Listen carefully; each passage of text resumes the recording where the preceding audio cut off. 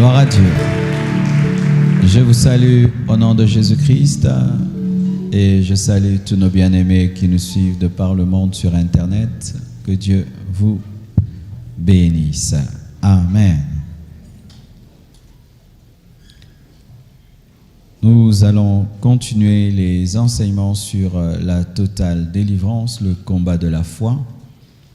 Et nous allons continuer sur l'occultisme, une très grande porte d'entrée des démons. L'occultisme, une très grande porte d'entrée des démons. Amen. Pour ceux qui sont là pour la première fois, si vous me trouvez assis, c'est parce que on a besoin d'être fort. Plus le jeûne avance, plus on est fort spirituellement, mais physiquement, ça diminue un tout petit peu. Alors, j'avais dit que occulte, c'est ce qui est caché. Ça vient du verbe occulter, qui veut dire cacher. Et quand on dit occultisme, ce sont les choses cachées du diable, les choses secrètes du diable. Les choses cachées de Dieu, on les appelle mystères. C'est pourquoi quand tu lis dans la Bible, Paul parle de mystère, que Christ est un mystère. Mais dans les choses cachées du diable, on appelle ça occultisme, mais aussi des fois, dans les choses cachées du diable, ils appellent ça mystique, aussi mystère, parce que c'est le français, mais c'est le sens qui est derrière qui importe. Amen. Lévitique 20, versets 1 à 7 est une interdiction claire contre l'occultisme. Dans le domaine de l'occultisme, Dieu ne joue pas. Il n'y a pas de neutralité. C'est pas si tu veux, si tu es convaincu. Non. Clairement, la Bible, depuis l'Ancien Testament, s'oppose clairement contre l'occultisme. Dans Lévitique 20, versets 1 à 7, la Bible dit « L'Éternel parla à Moïse et dit « Tu diras aux enfants d'Israël, si un homme des enfants d'Israël ou des étrangers qui séjournent en Israël livre à Moloch, qui est un démon, l'un de ses enfants, il sera puni de mort. » Et quand on livrait les enfants à Moloch, on les brûlait vivants. C'est-à-dire les parents prenaient des enfants, les mettaient sur un feu et les brûlaient. Vous voyez à quel point Satan est méchant, mauvais. Il sera puni de mort, le peuple du pays le lapidera. Et aujourd'hui, il y a une autre manière de donner ses enfants à Moloch, c'est par l'avortement. En ce temps-là, Moloch, c'était prendre des enfants, les mettre sur un bûcher et les brûler. Mais en autre temps aussi, il y a une autre manière d'offrir les enfants à Moloch. C'est lorsque les jeunes filles avortent, lorsque les jeunes garçons poussent les jeunes filles à avorter, lorsque les parents poussent leurs enfants à avorter, lorsque bizarrement même dans des couples mariés, à cause des problèmes financiers, il y a des gens qui avortent.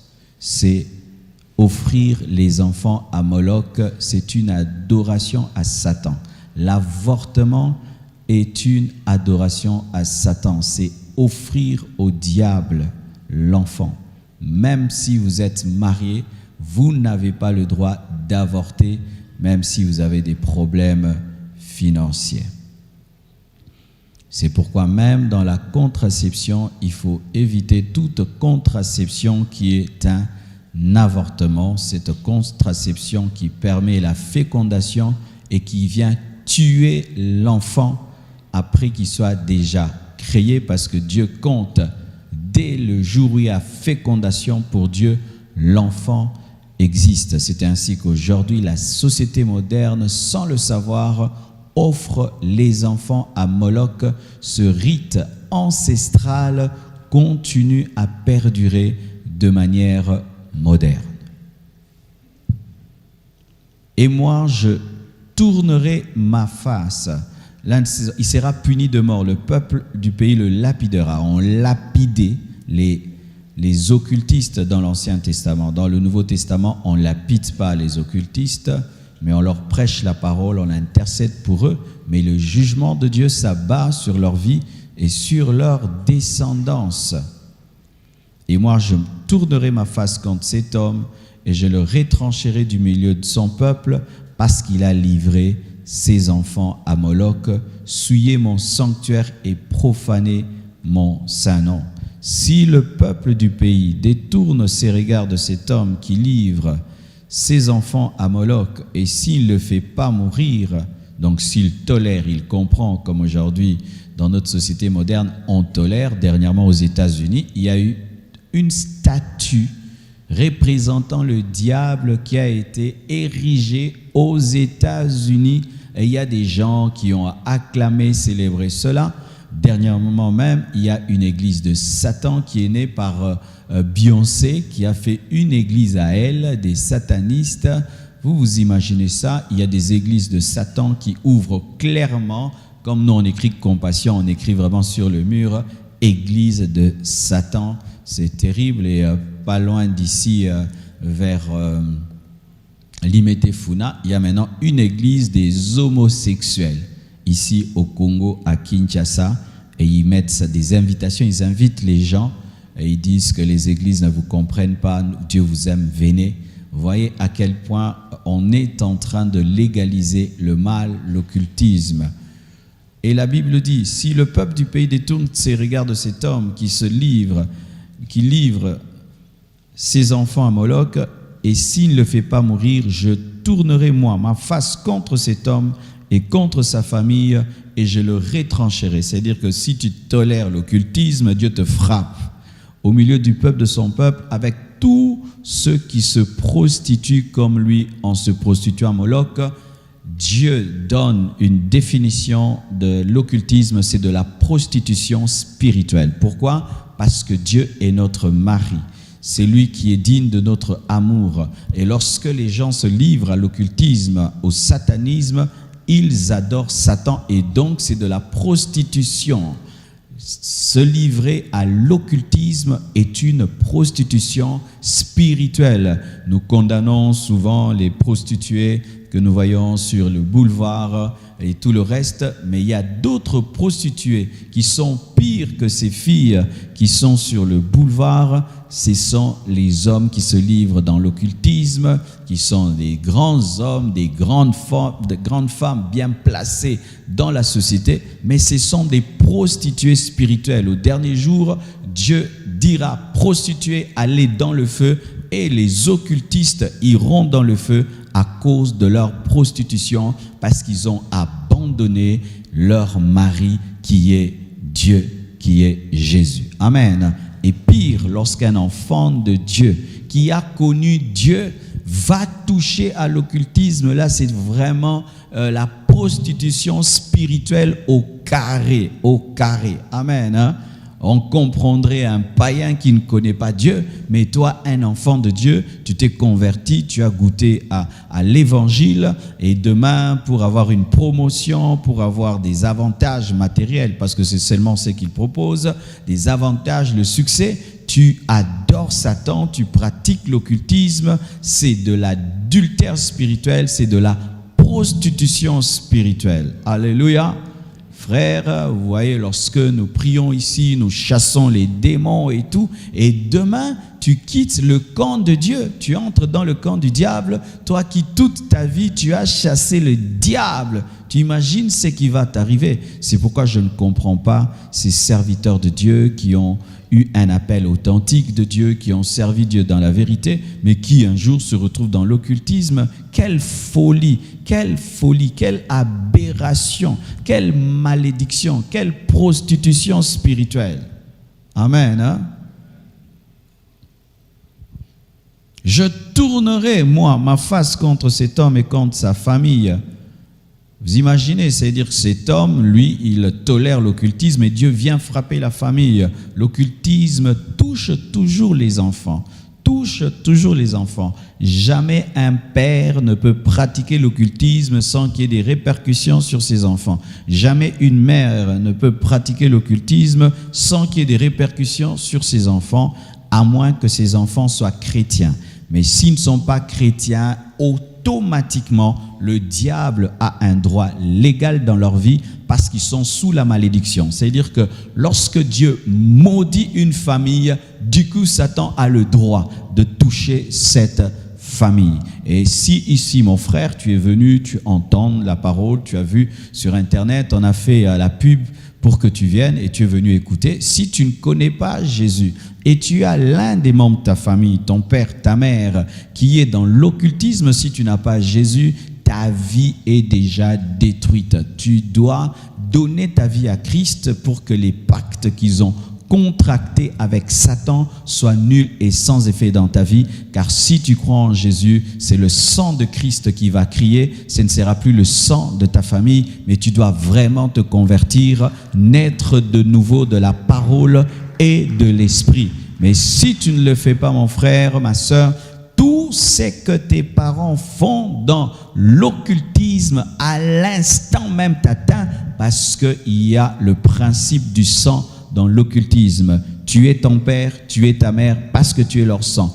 Cela est brisé seulement lorsqu'on reçoit Jésus-Christ comme Seigneur et Sauveur. C'est pourquoi vous voyez des beaux garçons, très intelligents. Il réussit jamais dans la vie, il fait tout, il échoue. C'est parce qu'il y a la malédiction causée par l'occultisme. Mais si tu as des parents qui sont dans l'occultisme et tu es chrétien et que tu pries pour eux, ils refusent de se convertir, bien-aimé, aie le souci seulement pour leurs âmes, mais ça ne va pas toucher ta vie. Amen. C'est-à-dire quand il y a un occultiste dans la famille et tu es chrétien, il refuse d'abandonner, tu as compassion seulement de lui parce qu'il ira en enfer, mais tu n'as pas compassion de toi parce que ça ne te touche pas. Amen.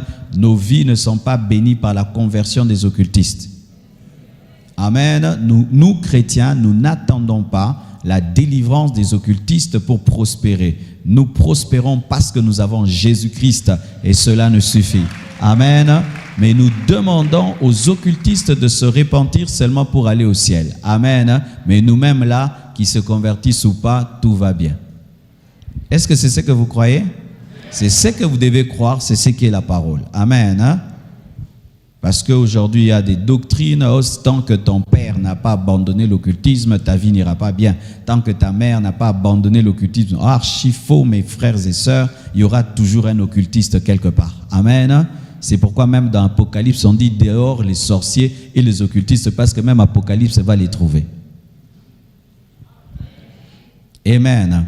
Et si quelqu'un s'adresse aux morts et aux esprits pour se prostituer après eux, je tournerai ma face contre cet homme, je le retrancherai. Quand Dieu dit retrancher, c'est dire tuer. Je le retrancherai du milieu de son peuple, je le tuerai. C'est pourquoi vous remarquez, dans l'occultisme, il y a un problème de mort précoce. Les morts précoces sont la signature de l'occultisme.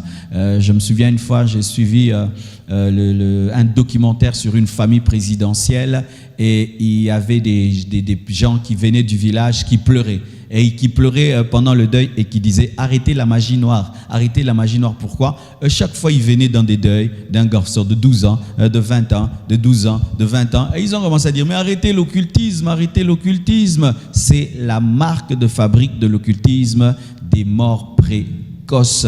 Pourquoi? Parce que quand Dieu décide de retrancher, automatiquement aussi, Satan peut toucher. L'occultisme raccourcit la vie. L'occultisme raccourcit la vie.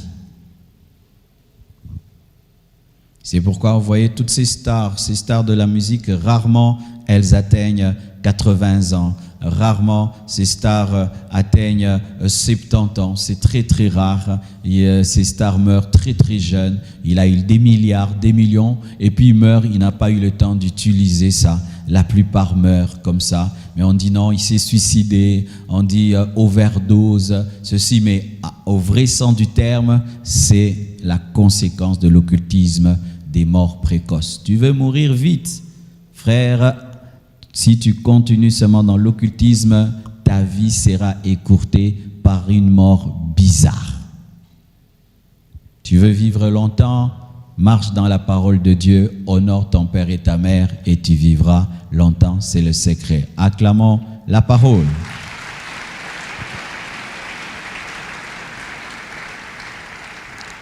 Et au verset 7, la Bible dit, vous vous sanctifierez, vous serez saints, car je suis l'Éternel votre Dieu. J'ai dit précédemment, et je dois répéter cela. La sanctification, ce n'est pas seulement face à l'alcool, la cigarette, l'impudicité, le mensonge. Non, la sanctification, c'est aussi par rapport à l'occultisme.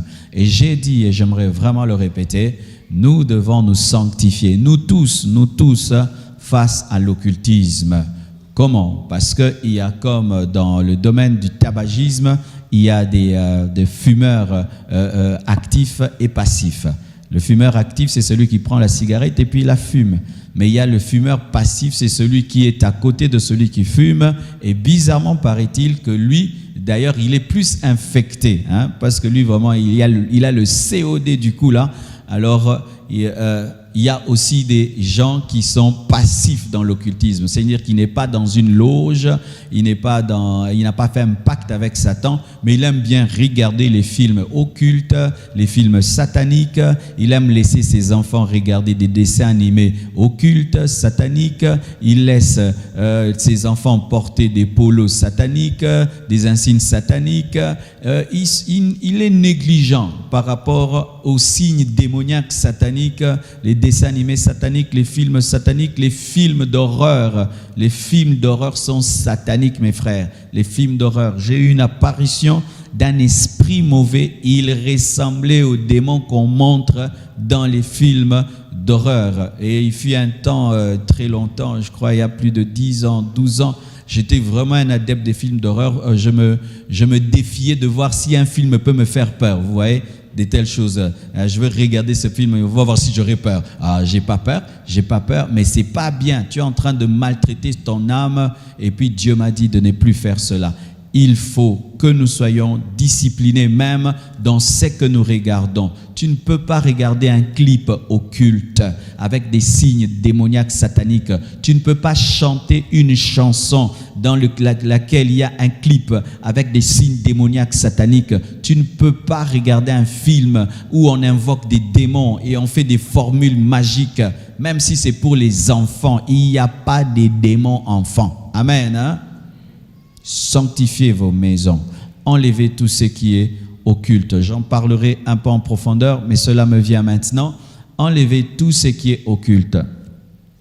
Il y a longtemps, je venais d'aménager dans ma première maison et j'aime beaucoup l'art, j'aime beaucoup la décoration et tout.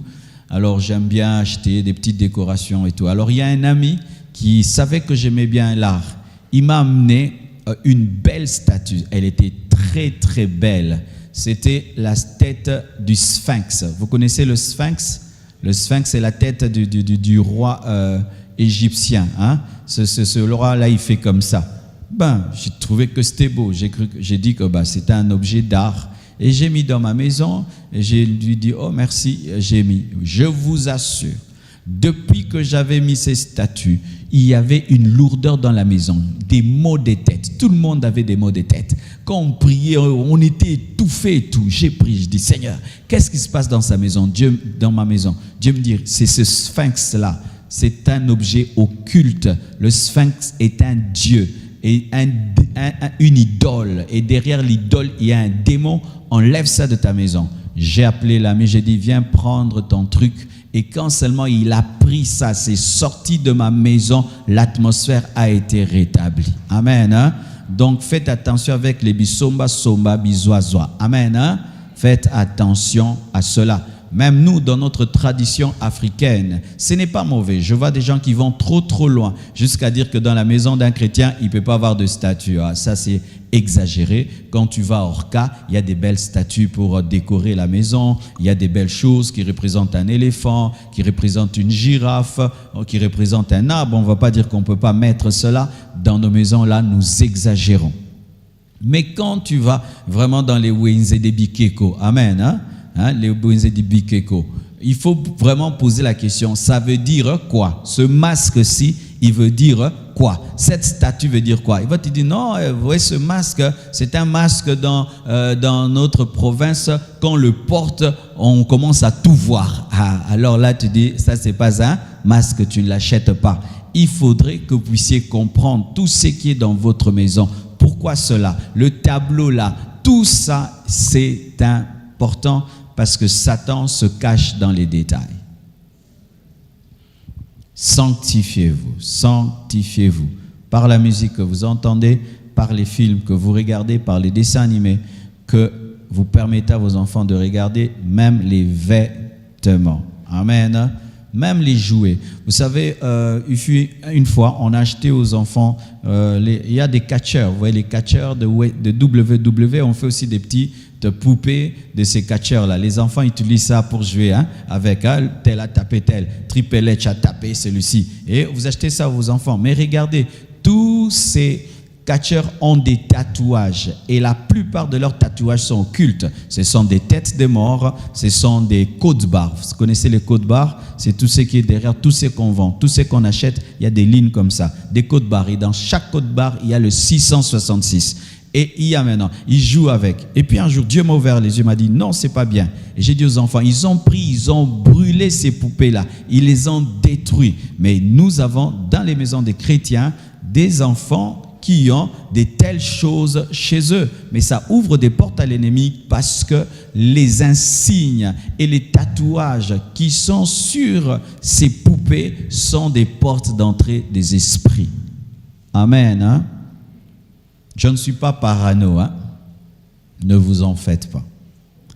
Lévitique 20, verset 27, la Bible dit « Si un homme ou une femme ont en eux l'esprit d'un mort ou un esprit de divination, ils seront punis de mort, on les lapidera, leur sang retombera sur eux. » Dans l'Ancien Testament, on lapidait les devins, on lapidait tous les gens qui disaient que moi je peux te mettre en contact avec ton père, avec ta mère, ton père m'a dit ça, ton père décédé m'a dit ça, ta mère décédée m'a dit ça. Et d'ailleurs là, l'Esprit de Dieu me dit de dire ceci, certains d'entre vous, vous rêvez vos parents décédés qui vous donnent des messages et tout, et vous aimez ça. Faites très attention, ça peut être un esprit de divination. Dieu n'a pas besoin d'utiliser des parents décédés pour te protéger et pour te parler. Il a le Saint-Esprit pour cela. Amen. Mais quand vous aimez ça, moi chaque fois que j'ai un problème, papa qui est mort me parle, maman qui est morte me parle, tu es en train d'entretenir un esprit de divination, vous devez renoncer à cela, le chasser. Amen. Je ne vois pas dans la Bible, dans le Nouveau Testament, un apôtre qui rêvait de son papa et son papa le dirigeait. Amen. Et il y a tellement de croyances, des croyances africaines qui, j'en parlerai sur la superstition. Si tu as un biberon ici, il paraît qu'il y a un membre de la famille qui est grosse. Et il y a des chrétiens qui disent ça. Quelqu'un est grosse. Pourquoi? J'ai un biberon au niveau de l'œil. Tu as un problème d'infection sanguine. Et d'autres, s'il a des démangeaisons au niveau des mains, bientôt on va me donner l'argent. Vous croyez, c'est écrit où dans quel verset biblique? Ceux qui me kusana maboko kozambongo. Glossaire 80, verset 20. On croit de telles choses que s'il veut pleuvoir, il faut envoyer le cadet de la famille prendre un balai et puis il va arrêter la pluie. La superstition, nous en parlerons. J'aimerais donner un verset pour continuer à parler des sortes d'occultisme dont il faut se garder. Apocalypse 19,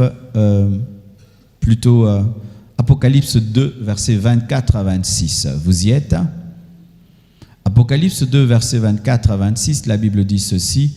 À vous, à tous les autres de Thyatire qui ne reçoivent pas cette doctrine et qui n'ont pas connu les profondeurs de Satan, comme il les appelle, je vous dis, je ne mets pas sur vous d'autres fardeaux.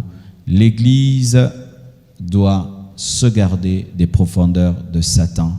Faites très attention à toute complication de la parole où il y a maintenant des messages exotériques dans des prédications. Faites attention. La Bible, elle est simple. Amen. Ne compliquons pas les Écritures. Oh non, pasteur, quel est le secret de ton onction? Je commence à te dire des prières bizarres. Non, non, non. J'entends maintenant dans des églises, on enseigne qu'il y a l'ange du lundi, l'ange du mardi, l'ange du mercredi. Ce n'est pas biblique. Amen.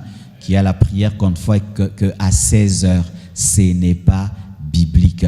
Il y a pour chaque mois, il y a l'ange de janvier, l'ange de février. Ce n'est pas dans la Bible. Amen. Hein? Ils ont lu d'autres livres, mais pas la Bible. Amen. Et faites attention aux gens qui enseignent l'évangile d'Enoch. Vous avez déjà entendu ça? Qui a déjà entendu?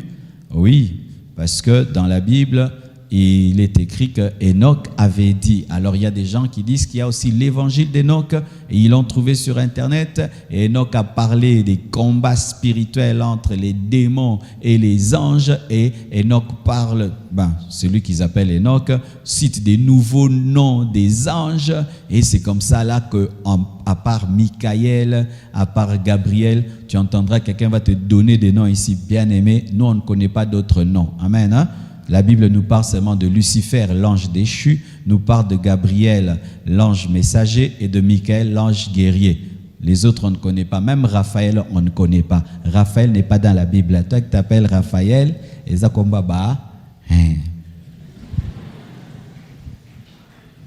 Vous savez que Raphaël n'est pas dans la Bible? Oh, l'ange guérisseur. C'est vrai, il y avait un ange qui descendait dans la piscine et l'agitait et les gens étaient guéris, mais le nom de cet ange ne nous est pas donné. N'ajoutons pas. Amen. Hein? N'ajoutons pas, parce qu'il y a ce qu'on appelle le culte des anges qui est aussi de l'occultisme, le culte des anges. Aujourd'hui, je suis inspiré bizarrement. Hein? Je vais comme ça. Par rapport au culte des anges, voici. L'occultisme entre ce qu'on appelle profondeur de Satan dans l'Église lorsqu'on commence à vous enseigner que vous pouvez commander aux anges, ordonner aux anges, causer avec les anges. Ce n'est pas dans la parole de Dieu. Vous savez ça? Vous savez ça?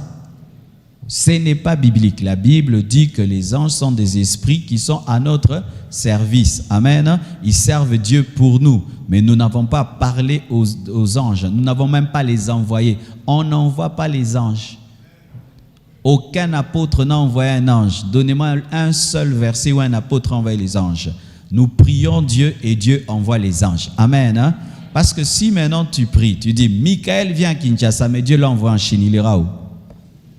Vous voyez, c'est qu'on nous enseigne. Il faut invoquer Michael, il faut invoquer l'ange guerrier. L'ange guerrier, il y a beaucoup d'anges guerriers, mais Dieu nous a permis de connaître que Michael, mais il y a beaucoup d'anges guerriers parce que Dieu s'appelle l'Éternel des armées. Amen. Alors si nous voulons que Michael, non, tu n'as pas à prier Gabriel. Si tu parles à Gabriel et tu pries Gabriel et Gabriel te répond, c'est un démon. Car le diable a la capacité de se déguiser en démon. Faites très attention. C'est pourquoi même, lorsque vous avez des apparitions des anges, ne vous précipitez pas à crier oh, « j'ai vu un ange ». Chasse-les d'abord au nom de Jésus. Si c'est un démon, il va fuir. Si c'est un ange de Dieu, il va dire « tu es sage, tu as du discernement ». Je te dis la vérité. Si tu as une apparition d'un ange là-haut, dis au nom de Jésus, démon, sort. S'il résiste, ce n'est pas un démon, c'est un ange. Parce qu'un démon, s'il t'apparaît sous la forme d'un ange, tu dis Jésus, il va partir. Amen. Hein? Mais ne parlez pas aux anges, à moins qu'il vous ait parlé. Si un ange t'adresse la parole, tu lui réponds. Amen. Mais tu ne vas pas rester là, tu commences, oh Gabriel. Il y a Jésus, qu'est-ce que tu perds ton temps avec Gabriel? Hein?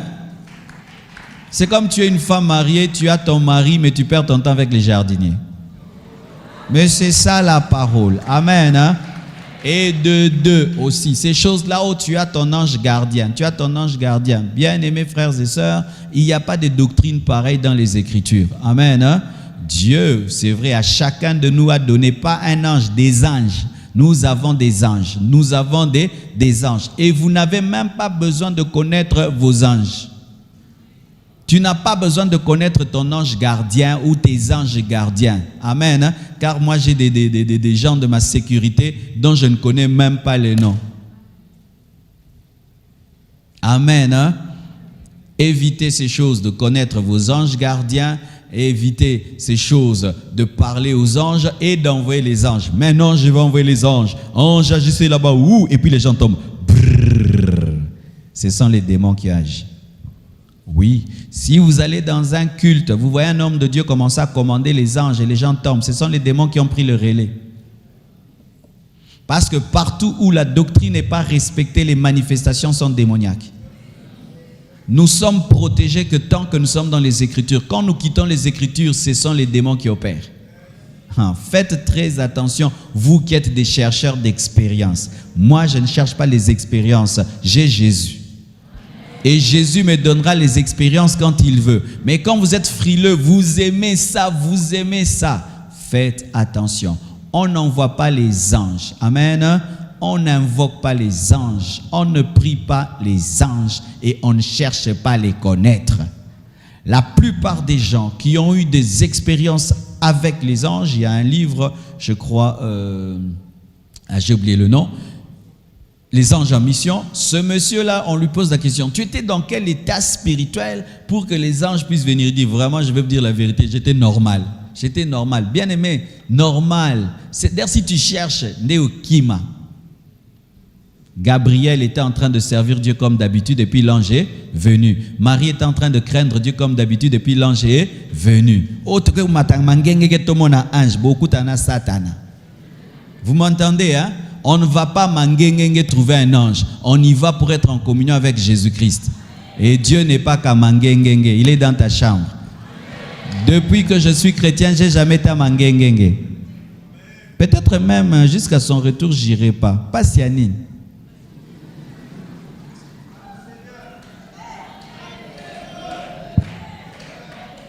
Ah, frère, vous voulez les rallongements alors qu'il y a le raccourci. Peut-être que si chez vous on te dérange, il n'y a pas moyen de prier, il y a trop de distractions, tu peux aller pas seulement à un endroit seulement pour prier et Dieu va, là tu es concentré. Mais si tu es dans un endroit, tu es dans ta chambre, ton bureau, tu es calme. Prie bien d'ailleurs avec ta moquette et la climatisation. Non, s'il y a la climatisation, Dieu ne va pas exaucer. Tu as la méritocratie, tu as l'esprit de la loi, que tu dois souffrir pour que Dieu t'exauce, alors que Jésus a tout accompli.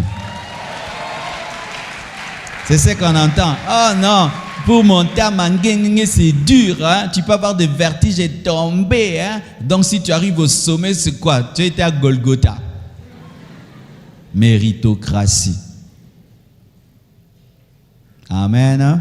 Mais pour ceux qui vont, allez-y. Amen. Hein? Il n'y a pas de problème. Mais ne pensez pas que Dieu est plus là-bas que dans vos chambres. Non. Il n'y a pas une onction spéciale à Mangengenge. Non. La Bible dit, on ne dira plus qu'il est sur cette montagne. Amen. Hein? Mais Dieu est le Dieu de tous ceux qui l'adorent en esprit et en vérité. C'est ça la parole. La parole. Dieu n'habite pas les montagnes. Il n'habite pas les chambres. Dieu est partout. Mais maintenant, on nous enseigne qu'il est sur une montagne. Mais vous savez aussi qu'à Mangengenge aussi, il y a des occultistes qui travaillent là-bas. Donc si Dieu habitait là-bas, comment il travaille là-bas? Amen. Avançons à présent avec d'autres sortes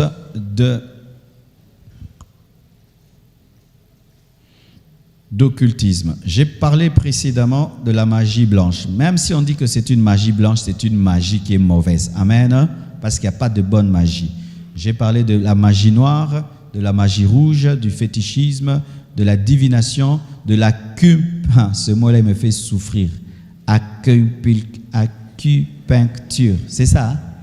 Acupuncture. Pour ceux qui ont suivi sur Internet, j'avais dit apiculture, excusez-moi, c'est acupuncture, c'est cette médecine chinoise avec des aiguilles qui n'ont pas de médicaments mais qui guérissent et qui ont des ondes, c'est démoniaque. Et j'avais parlé du spiritisme, du vaudou, du yoga, n'est-ce pas? De la médecine traditionnelle satanique, parce qu'il y a la médecine traditionnelle qui n'est pas satanique, c'est quand tu prends le Congo Bololo, il n'y a pas de mal à cela, mais quand on te donne un médicament, on te dit que mais ça, ta femme ne peut pas voir. Ça, tu bois ça seulement à 3 heures. Ça, tu dois faire 3 pas en arrière. Après, tu bois. Là, lorsqu'on te donne un médicament avec des interdits, c'est démoniaque. Amen. On a parlé aussi contre les livres occultes. Et je vous ai déconseillé le livre de Napoléon Hill qui parle « Réfléchissez et devenez riche » parce que ce livre-là, à la fin, commence à parler de la télépathie qui est démoniaque. Et je bénis Dieu, lorsque j'en ai parlé, il y a un frère qui a dit « Pasteur, mais moi à l'université, c'est un livre qu'on m'avait recommandé de lire, mais heureusement que vous en avez parlé, je ne veux pas le lire. » Heureusement qu'on en a parlé. On a parlé aussi de l'audition d'une musique occulte, visionner les films occultes et maintenant participer. Écoutez encore, l'occultisme aussi c'est participer à une messe satanique ou un culte satanique dans une loge occulte ou dans une église occulte. Bien-aimés frères et sœurs, on ne prie pas n'importe où et on ne va pas n'importe où. Certaines personnes ont ouvert les portes au diable par des dîners. On t'invite dans un dîner des hommes d'affaires, alors qu'en soi ce n'est pas un dîner, c'est une loge occulte. Et tu arrives là et tu te rends compte qu'il ne s'agit pas de manger, de boire, mais il y a autre chose. Prends tes clics et tes claques, rentre à la maison. Mais une fois que tu as discerné que ce n'est pas seulement un dîner, mais c'est une loge occulte cachée dans un dîner, tu restes, tu ouvres la porte à Satan. Amen. Amen. Parce que Dieu ne te protégera plus parce qu'il t'a révélé. Et sachez aujourd'hui, il y a beaucoup de dîners d'affaires qui ne sont pas des dîners d'affaires, mais ce sont des initiations, ce sont des loges occultes. Vous qui êtes travaillé et vous qui êtes en train de chercher à devenir grand, entre l'élévation et votre communion avec Dieu, choisissez la communion avec Dieu. Amen. Aussi, le fait d'aller dans un lieu où on n'adore pas Jésus, mais on adore autre chose, et tu y vas sciemment, tu as participé et tu ouvres des portes à l'ennemi. Je me garde de citer les noms, comme ça ne me crée des problèmes, mais moi, il y a une église dans laquelle je ne mettrai plus jamais les pieds. Une fois, je suis allé, c'était le mariage, je crois, d'un membre de la famille. Tout le monde a dit, il faut aller. Et puis, j'ai fait quand même l'effort. J'ai dit, non, je vais aller. Il y avait beaucoup de statues. Mes frères, c'est comme si toutes ces statues me regardaient. J'ai eu des maux de tête. Je me suis tenu debout, je suis sorti. Depuis ce jour-là, je ne mets plus jamais mes pieds là-bas. Qu'il y ait un deuil, qu'il y ait un mariage, je n'y vais pas. Pourquoi? Ce n'est pas un lieu où on adore Jésus. La Bible dit que derrière chaque idole, il y a un démon. Maintenant, il y a 20 idoles. Il y a combien de démons? Oh, vraiment, prenez cela au sérieux. Quand on fait une messe avec des os sous la table, c'est quoi? C'est un cimetière, non? Vrai ou faux? Vous savez qu'il y a des reliques dans certaines églises, des reliques des saints. Quelqu'un est mort, on prend des parties de ses os, on met là. Vous voyez là où je prêche là, il y a un trou là, on met là. Quand l'homme de Dieu, entre guillemets, prie, il fait un bisou là. Toi, tu es là. Vous pensez que c'est Jésus qui est invoqué? Ou on jette sur vous des encens et des encens? Oh non, ma sœur s'est mariée, hein? Je vais quand même pour faire plaisir à la famille. Non. Soyez radicaux, n'entrez pas, ni en cas de deuil, ni en cas de mariage, ni en cas de baptême d'un bébé. Amen, hein? N'allez pas. Ce n'est pas Jésus qui est invoqué là-bas, c'est autre chose. D'autres, ils sont dans des sectes où on saute le feu. D'autres, ils sont dans des sectes où les gens prophétisent tout le temps habillés en blanc avec des mouchoirs. Et il y a des chrétiens qui vont là-bas. Ce n'est pas l'Esprit de Dieu qui prophétise là-bas. Ce n'est pas l'Esprit de Dieu. Et lorsque tu vas là-bas, tu ouvres des portes parce que tu as participé à un culte qui n'était pas dévoué à Jésus-Christ. Toi-même, tu as mis les pieds chez l'ennemi. C'est pourquoi j'ajoute ceci. La participation au culte satanique, aux loges sataniques, t'ouvre aussi les portes parce que tu vas subir des prières sataniques. Par exemple, sais-tu que si seulement je lève mes mains comme ça, sans que je t'impose les mains, tu es sous l'esprit qui m'anime? Vous savez ça? Quand je dis que Dieu vous bénit, je lève les mains comme ça. Mes mains là, elles sont tendues sur vous tous. Même si je ne te touche pas, je t'ai touché. Je t'ai imposé les mains.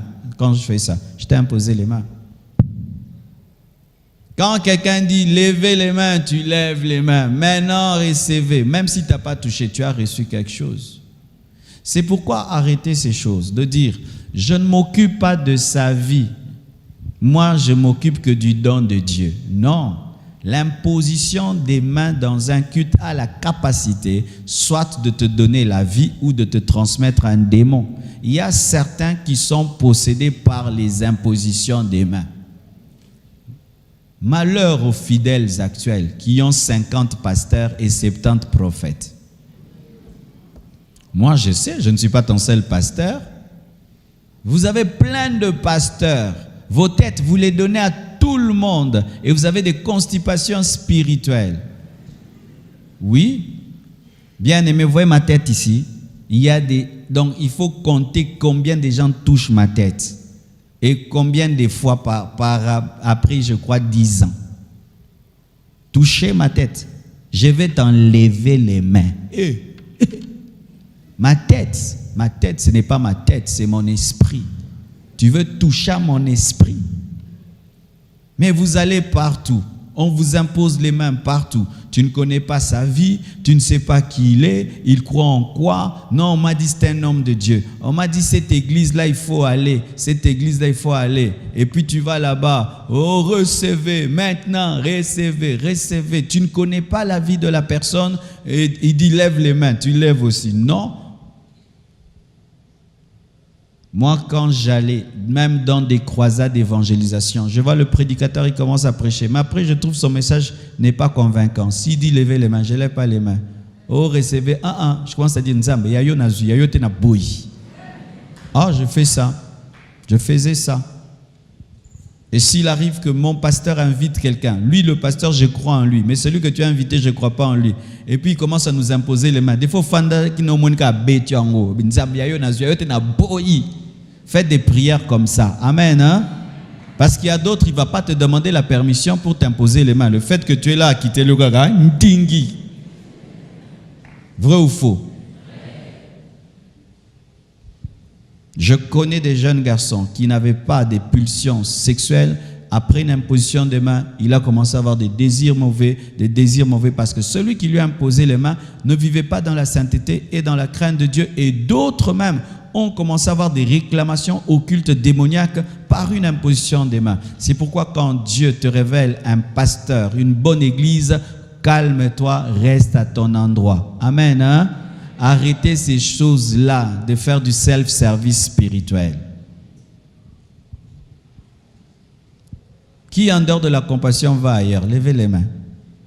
Tu vois que tu as menti parce que tu te culpabilises. Hein? Tu n'as pas levé la main, mais tu vas à des endroits, à gauche, à droite, à gauche, à droite, à gauche, à droite. Ici, on te pose la main. Vous avez un prophète dans le domaine financier, l'autre prophète de la sainteté, l'autre le prophète de la délivrance, l'autre le prophète des veillées, l'autre le prophète du matin, l'autre le prophète au téléphone, l'autre.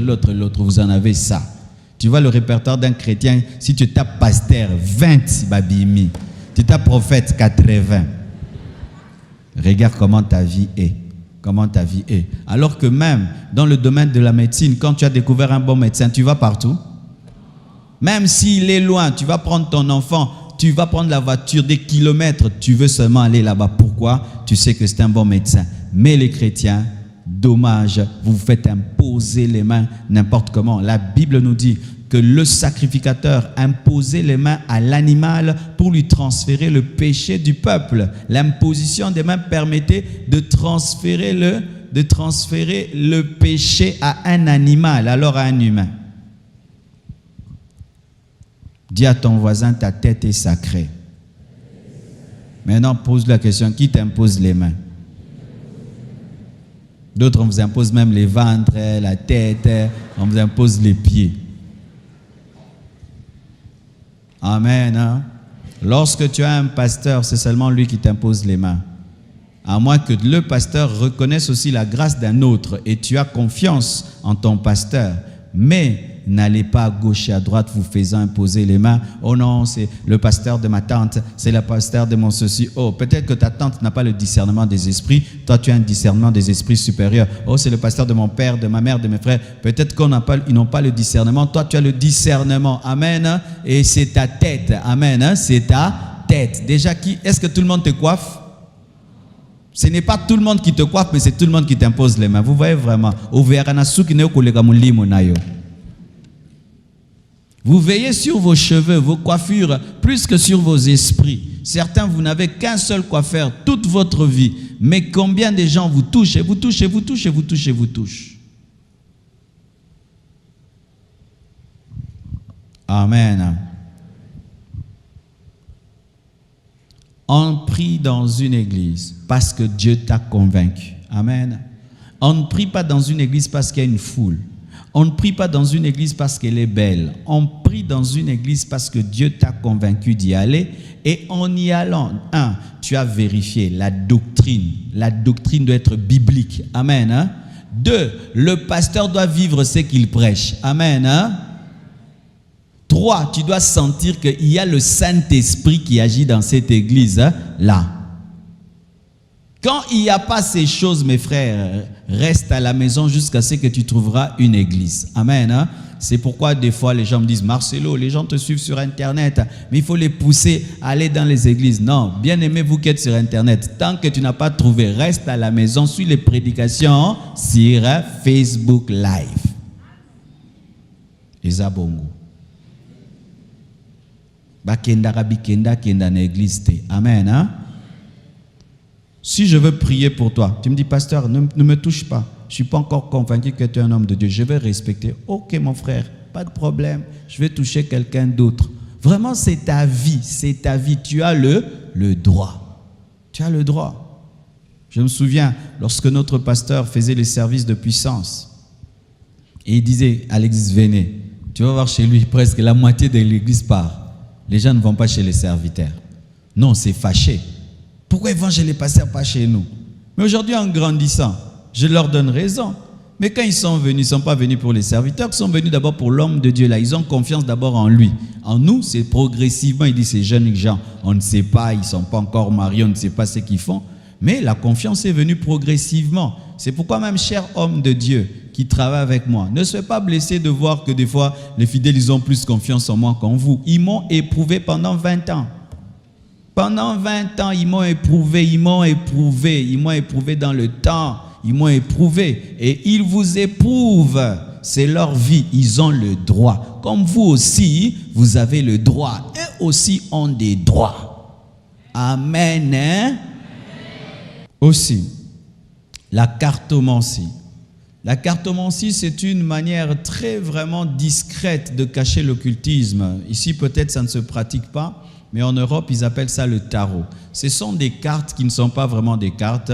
Quand on te les présente, on tire les cartes. Quand tu tires la carte, et on interprète ta vie en fonction des cartes. C'est démoniaque, ne pratiquez jamais la cartomancie. Notre vie n'est pas dirigée par des cartes. Notre vie est dirigée par le Saint-Esprit. Il y a une destinée pour chacun de nous qui n'est pas dans la cartomancie, qui n'est pas dans le tarot. Amen.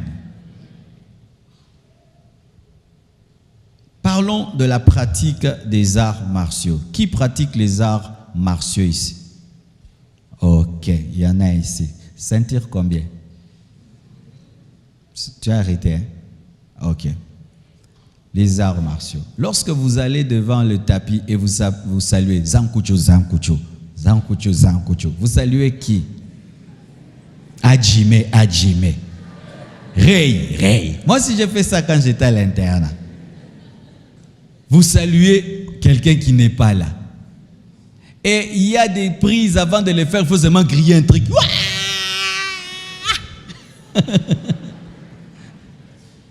Oh, pourquoi ça permet de libérer le chi? Eh, un beau nom donné au démon, un chi. Au début, quand c'est ceinture blanche, on te montre que des pompages, tu fais des pompes, donne un coup comme ça, donne un coup comme ça. Plus tu montes, ceinture marron, jaune, et puis, ça devient maintenant, il faut te concentrer. Maintenant, il y a la puissance. Quelqu'un peut te toucher comme ça, pouf, c'est moi comme ça, tu tombes. Comme s'il a l'onction.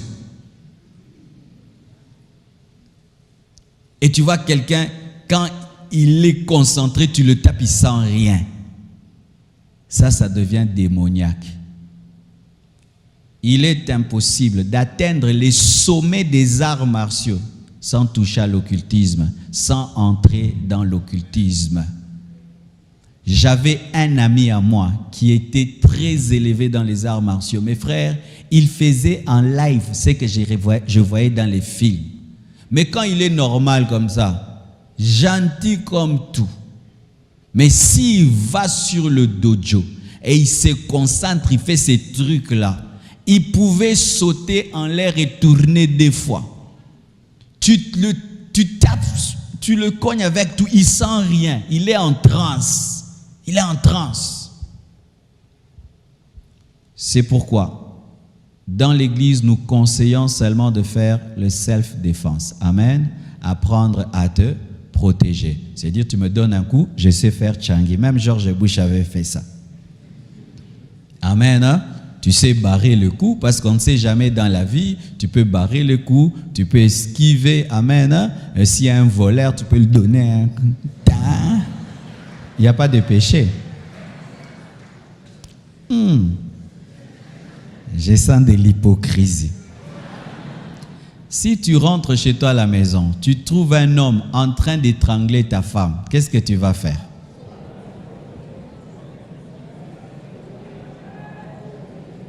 Répondez-moi. Tu vas dire, Père, au nom de Jésus, je lis tout esprit de brutalité dans ce frère. Au nom de Jésus. Mon frère, s'il te plaît, peux-tu lâcher ma femme? Tu vas faire ça? Tu vas faire quoi?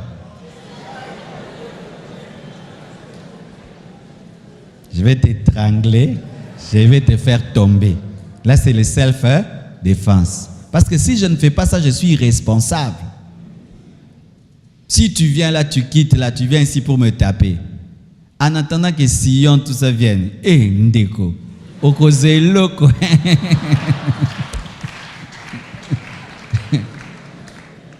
Mais alors, tous ces frères qui protègent les hommes de Dieu, ils vont faire comment? Ils vont faire comment? J'ai failli mourir à Brazzaville, si vous ne savez pas. À Brazzaville, j'ai failli mourir. J'ai prêché la parole, une onction est tombée. Pendant que je sortais, toute la foule voulait me toucher. J'ai disparu. Les gens me tiraient de partout. Il fallait qu'on me sorte de là comme si j'étais un voleur, qu'on me jette dans l'hôtel. Moi, par exemple, j'ai un sac de boxe à la maison. Aujourd'hui, j'ai fait un peu de boxe. Si on peut vous témoigner, je tape seulement un peu, tout, pam, pam, pam, pam, pam. Pas de concentration ni de prière. Parce que ce serait honteux quand même qu'on agresse maman Blanche, moi je ne fais rien. Au moins on respecte un souci.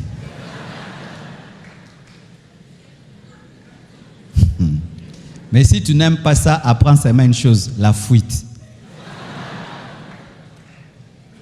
Donc, pour ne pas être des extrémistes, un chrétien peut faire du self-défense parce qu'un chrétien peut être un garde du corps, vrai ou faux? Tu peux devenir le garde du corps du président, vrai ou faux? C'est un péché?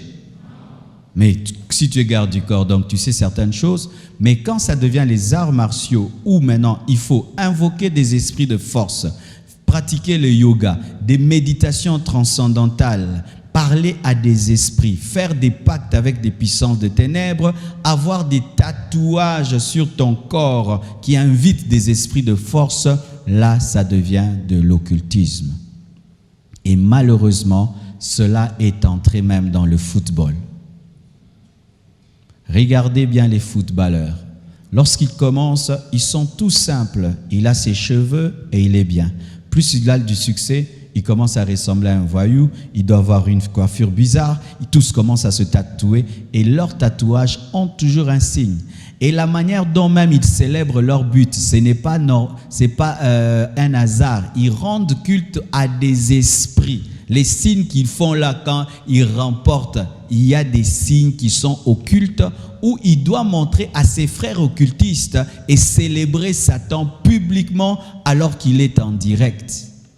Vous qui jouez au football, déjà ici au Congo, Kalamuna Vita, les gens vont dormir chez un féticheur, ils vont dans tel endroit. Vous pensez maintenant là-bas, Champions League. Tu as la vision de devenir un grand footballeur, un grand sportif.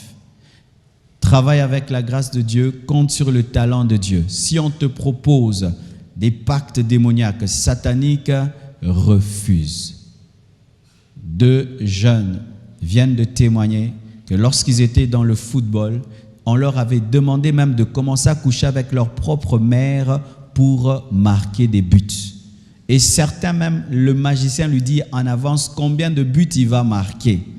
Vous faites le football, vous êtes dans le sport. Restez dans les limites de votre force et de vos talents. Si quelqu'un vient vous demander de vous ajouter autre chose, avec une prière magique, avec des pactes, avec des tatouages, refusez. Vaut mieux être le dernier des footballeurs et aller au ciel qu'être le plus grand ballon d'or et aller en enfer. Amen. Hein?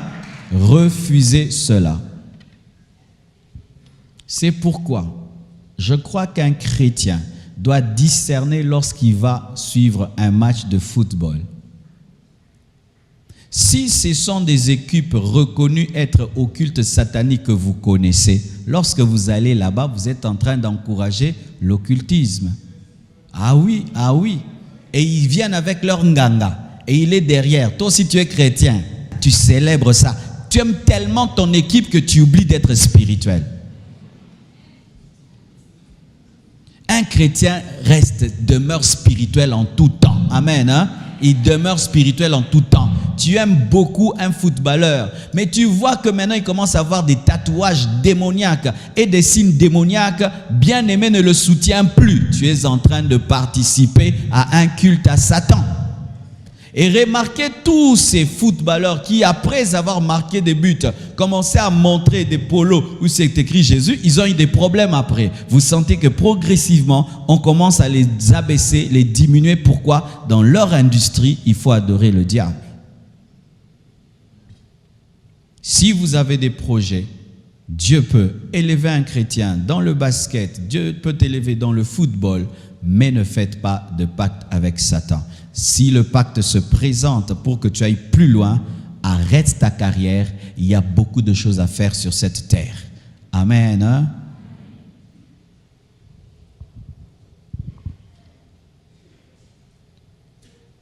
Terminons. Étant donné qu'il y a des étudiants ici, j'ai remarqué que l'occultisme de beaucoup de personnes a commencé à l'école, surtout pour ceux qui ont été dans des internats, où on t'appelle à côté, soit par ton professeur, soit par un autre élève, et qui te dit qu'il est possible de développer ton intelligence en lisant certains livres et en invoquant certains esprits et en faisant certaines pratiques. C'est pourquoi vous remarquez des jeunes Congolais qui sont partis très bien spirituellement ici, ils vont étudier dans des grandes universités en Europe, aux États-Unis, ils reviennent francs-maçons parce que là-bas, il y a un principe de recrutement des élites. Toi qui es très intelligent, très intelligent, sache que ton intelligence est une bénédiction. Mais si tu n'es pas ferme, ton intelligence sera une malédiction. C'est comme la beauté d'une femme. Une très belle femme est bénie, mais une très grande beauté, si tu n'as pas de discipline, sera ton plus grand problème. Les Illuminati, les francs-maçons, les loges recherchent dans les universités les garçons brillants, les filles brillantes. Quand tu as 10, tu distingues et tu distingues avec ta propre intelligence. Si ton professeur est occulte, il t'invitera pour te dire « J'ai vu que tu as l'étoile, tu peux aller plus loin ». Si ton ami est occulte, vous étudiez avec lui dans le même groupe, il peut te dire « Je peux t'aider à mémoriser un cours en un jour et tu mémorises tout un livre ». C'est ainsi que vous voyez des jeunes qui étaient là très bien aux humanités, des bons frères, une fois qu'ils vont à l'université, ils perdent la spiritualité parce qu'ils ont été initiés dans des loges. Et certains même dans certaines universités, pour devenir l'assistant du professeur, ce n'est pas seulement l'intelligence qui compte, tu dois aussi entrer dans sa loge. Vaut mieux être un étudiant normal que de devenir un assistant et devenir sataniste et occultiste. Amen. Vaut mieux cela, vaut mieux cela. Et vous devez savoir, vous qui êtes étudiants, que ce ne sont pas tous les étudiants qui sont normaux. Parmi vous, il y a des étudiants qui se servent de l'intelligence des autres. Une fois, je suis allé prêcher au campus. Après ma prédication, une jeune fille m'a suivi à l'église pour m'avouer elle-même ce qu'elle faisait à l'université. Qu'est-ce qu'elle faisait? Pendant la récréation, si vous appelez ça, ou la pause, elle prenait de la poudre. Elle commençait à se mirer et à s'arranger. Et les filles qui aiment toujours la poudre, c'est comme si la poudre c'est une drogue. Moi, si à mon la poudre était ngapé. Et les filles venaient, donne-moi un peu de poudre. Toute fille qui mettait sa poudre attrapait un masque de vieillesse. Et elle se servait de leur intelligence. Elle a fait pendant beaucoup d'années, je crois, 12 ans qu'elle le faisait. Certains même, il étudie, il aime toujours s'asseoir derrière toi. Derrière toi. Tu as bien étudié à la maison, tu arrives devant l'interro, tout disparaît. Lui n'a pas étudié, lui commence à écrire. C'est pourquoi vous devez être spirituel tout le temps. Tout le temps. Tout le temps. Devant tes notes spirituelles. Tu veux faire ton examen, tu pries le Seigneur. Amen. Hein? Priez. Certains même, vos cotes se perdent parce que c'est une pression pour que vous puissiez adhérer à une loge. Tu as bien travaillé, après telle note est perdue, mais pour les retrouver, on te dit, mais toi tu comprends pas. On te complique les études afin de te proposer la facilité de l'occultisme. En ce temps de la fin, si vous aimez le succès plus que Dieu, vous allez tomber dans l'occultisme. Si vous aimez l'argent plus que Dieu, vous allez tomber dans l'occultisme. Et qu'est-ce qui se passe? Il y a maintenant un réseau. Un réseau qui commence de l'université jusqu'au sommet des États. C'est-à-dire qu'on prépare déjà les chefs d'État dans des universités où déjà on les initie dans l'occultisme. C'est là qu'on va les prendre, des pépinières, des futurs chefs d'État, mais dans des grandes universités. Ainsi, c'est l'ami de l'ami de l'ami. Lorsqu'il devient chef de l'État, il choisit qui? Parmi ses amis de la loge de l'université, et ça fait tout un lobby d'occultistes qui dirige un pays. Mes frères et sœurs, gardez votre foi plus que tout. Votre communion avec Dieu n'a pas de prix.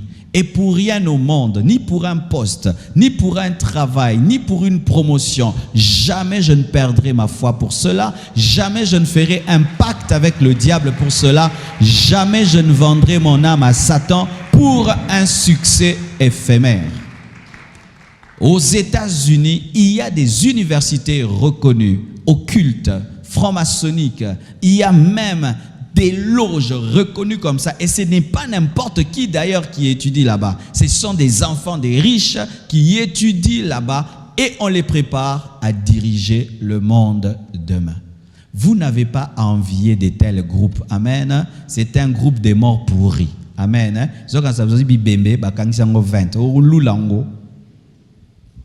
Amen. À vous qui voulez aller en Europe, le projet, je vais l'étudier en Europe.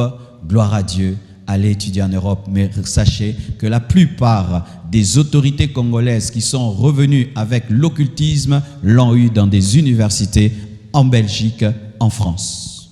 La plupart des autorités congolaises au temps de Mobutu qui ne sont revenues ici avec l'occultisme, c'est lorsque ces autorités sont allées étudier dans de telles universités. Comme c'était des idolâtres, ils n'avaient pas la foi, ils sont tombés dedans. Mais toi qui vas étudier à l'étranger, reste spirituel. Amen. Et défends ta foi. Si ton professeur prêche des hérésies, n'y crois pas.